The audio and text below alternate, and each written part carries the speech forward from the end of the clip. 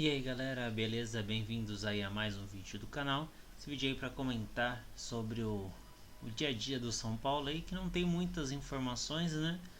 São Paulo vem treinando fechado, vem fazendo jogos, treinos fechado, e desde a derrota ali para o Juventus, né, no jogo treino, vem aí se escondendo. Então esse é o grande problema do São Paulo nessa pré-temporada, onde a gente não conhece muito do trabalho do Fernando Diniz, fica muito às escondidas, só divulga quando o resultado é positivo, né, como foi aquele 6-1, né, no primeiro jogo treino desse elenco São Paulino.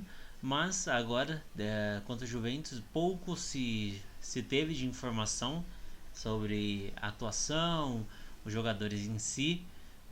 Mas, né, vamos aí com algumas informações que acabaram saindo aí no dia a dia, algumas informações boas para o São Paulo, né?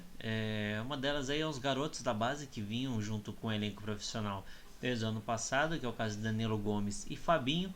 Ambos aí estão integrados ao elenco em 2020, porém aí tem os seus contratos por se encerrar, né? O caso aí do Danilo Gomes já está pré-definido que será renovado aí o seu contrato até o fim de 2021, mas o Fabinho aí, a diretoria São Paulina vai aguardar um pouco mais para poder avaliar a situação e ver se realmente vale a pena ou não, né, a utilização, manter o vínculo com o jogador aí, o jovem que há pouco tempo aí estava nas categorias de base do São Paulo, agora aí treina com o time principal.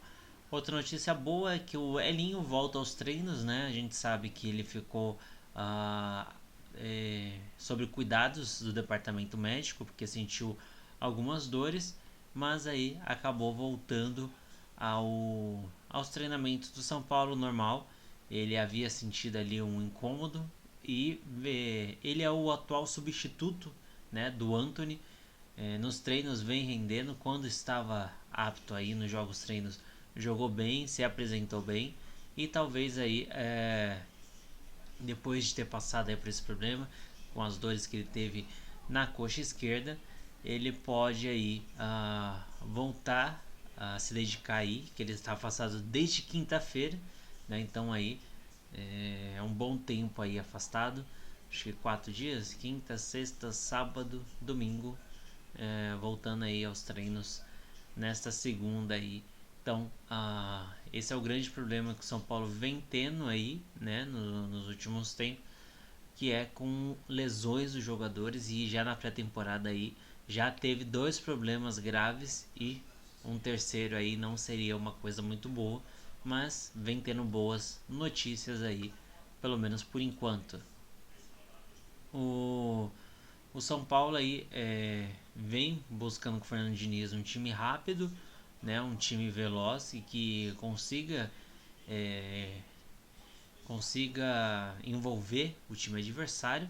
E um dos times mais utilizados aí pelo Fernando Diniz é com Thiago Volpe, Juan Fran, Arboleda, Bruno Alves e Reinaldo, Tietê, Daniel Alves e Hernanes no meio de campo, com Vitor Bueno, Elinho e Pablo. Esse então pode ser o time titular da equipe do São Paulo, né, já que é o que vem sendo utilizado principalmente nos jogos treinos.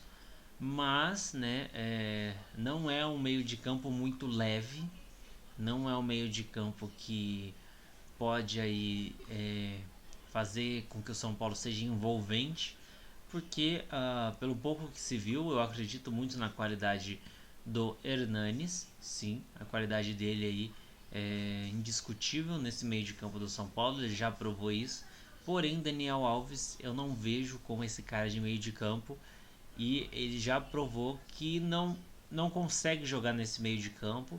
Ele sempre deixa um buraco ali, e o São Paulo sofreu muito com esses tipos de buraco, e pode ser aí mais um problema que o São Paulo pode ter nesse meio de campo, onde ele não vai ter um meia de destruição, né, um volante destrutivo. Vai ter só jogadores de criação de jogada, ou seja, o Tietê, que não vai guardar posição, Daniel Alves, que não guarda posição, Hernanes, que não guarda posição.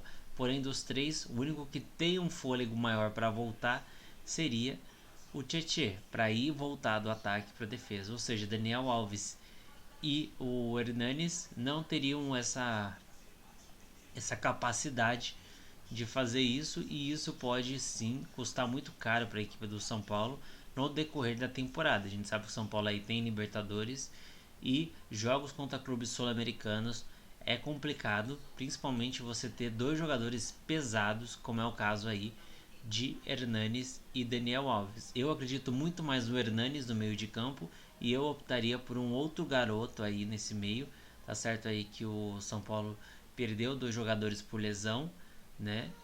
Mas eu ainda apostaria aí ou no Lisieiro ou outro jogador que também possa fazer parte desse meio de campo.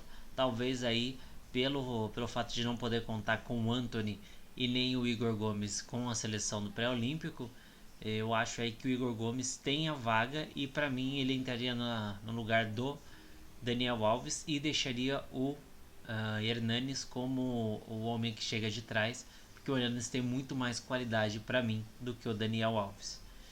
Outra notícia aí que não foi tão boa para a equipe do São Paulo, talvez para alguns torcedores seja uma péssima notícia, né? O Pato recebeu uma proposta aí de cerca de 12 milhões e meio de reais, né, para ir para um clube lá de Dubai.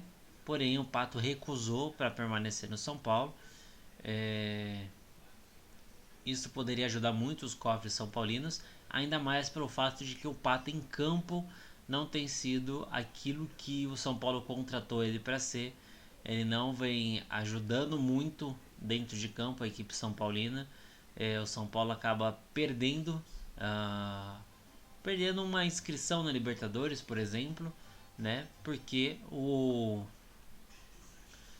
o Pato inscrito, mesmo que ele não entre em campo, o São Paulo acabará perdendo uma opção no banco se não for utilizar o Pato.